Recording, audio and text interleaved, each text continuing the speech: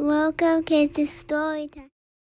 What is Hajj? Hajj is the fifth pillar of Islam. Muslims make this journey to Mecca once in their lifetimes. They follow the footsteps of Prophet Muhammad, Abraham, and Ismail, peace be upon all of them. Today's story is Letters from Hajj. 9-year-old Fatima's parents are leaving for Hajj to Saudi Arabia. Fatima, your mom and I are leaving for Hajj tomorrow, says Daddy. Hajj? What's that, Daddy? Fatima asked. Hajj is a duty on all adult Muslims who are able to go to Mecca, Saudi Arabia, once in their lifetime. We go to Hajj to seek forgiveness from God, and we participate in rituals that bring us closer to Him. How long would you be gone for? Asked Fatima. We will be back in 10 days. Grandma and Grandpa are coming to stay with you. I'm curious, what are you going to do there at Hajj? Fatima asked. Well, we knew you were going to be curious, Mom replied. While we are gone, you will receive a letter from us daily to describe the rituals the pilgrims perform during Hajj. Oh, I will be waiting, Mommy, Fatima said in excitement. That must be Grandma and Grandpa at the door. Mommy and Daddy left all the letters with the grandparents, and then they left for Hajj. Grandma gave the first letter to Fatima. The first letter said, Dear Fatima, today we will be traveling from our home to Saudi Arabia.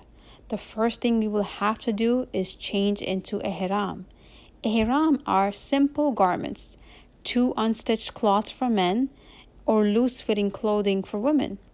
This makes us all look the same. No one can tell by looking at us if we are wealthy or poor, or someone is an average person or a powerful ruler. We all stand before God the same. After that, we will go to the Kaaba. It's the cube structure built by Abraham and his son Ismail. The Kaaba is God's house on earth. We do tawaf, which is walking around it 7 times.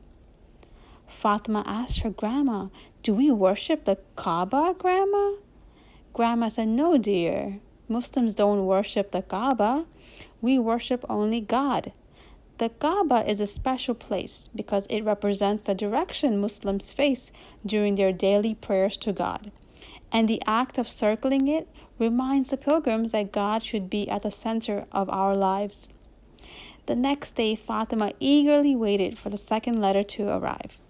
The second letter says, Dear Fatima, another important part of Hajj is performing Sa'i, which is walking between 2 hills of Safa and Marwa.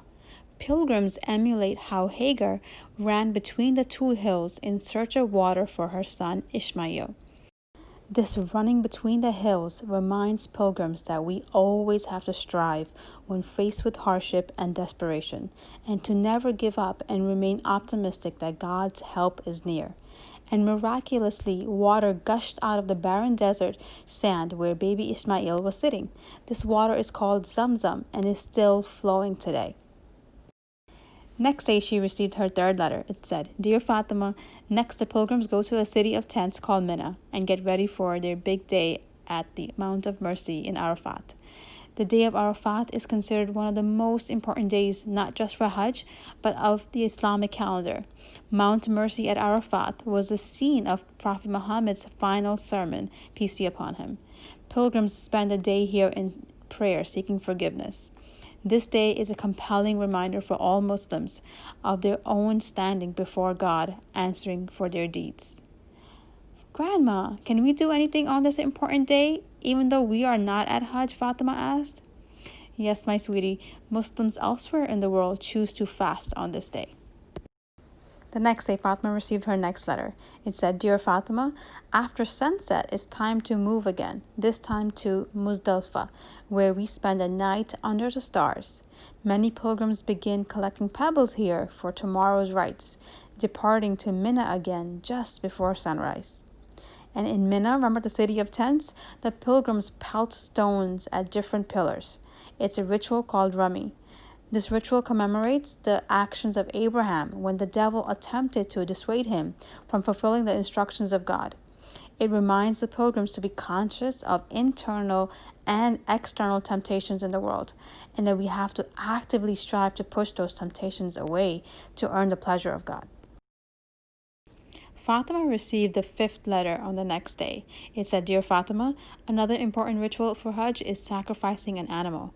This sacrifice commemorates the story of Prophet Abraham and his willingness to follow God's commandment to sacrifice his son. God replaced his son with a ram to be slaughtered instead. The sacrifice is not only an act of obedience to God, but one of generosity because the meat of the animal is distributed to the poor and needy. The ritual is symbolic because pilgrims are reminded that we should be ready to part with whatever our hearts may hold dear when we have the opportunity to do what is right for the sake of God or helping others." On this day, all the pilgrims also trim or cut their hair. You see, Fatima, the different rituals of Hajj remind pilgrims the purpose of existence, to renew their relationship with the Creator and actively make efforts to stay connected with one another and God. Grandma, I'm going to write a letter to Mommy and Daddy to let them know how I spent Eid here while they were at Hajj. That's a great idea, sweetie, Grandma replied back. "Dear Mommy and Daddy, this is how I spent Eid while you were away at Hajj. First, I woke up and I got dressed in my Eid clothes, and then we went to the mosque with Grandma and Grandpa. After that, we went to my friend's house and wished her a happy Eid, and we came back home and we had a big meal. And I got lots of presents and candy. Love, Fatima."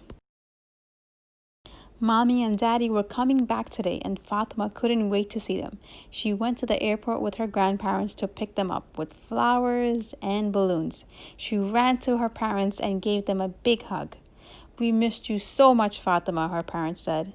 "I missed you too," replied Fatima.